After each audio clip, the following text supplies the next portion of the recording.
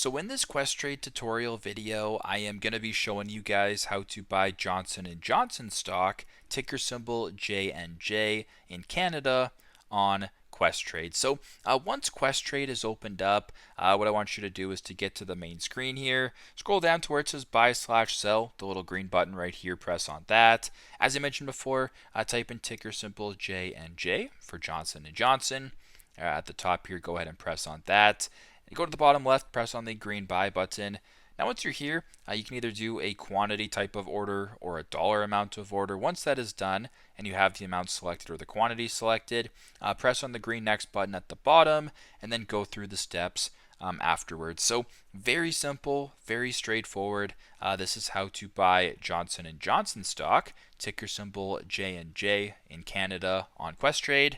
Thanks again for watching and I hope this video helps.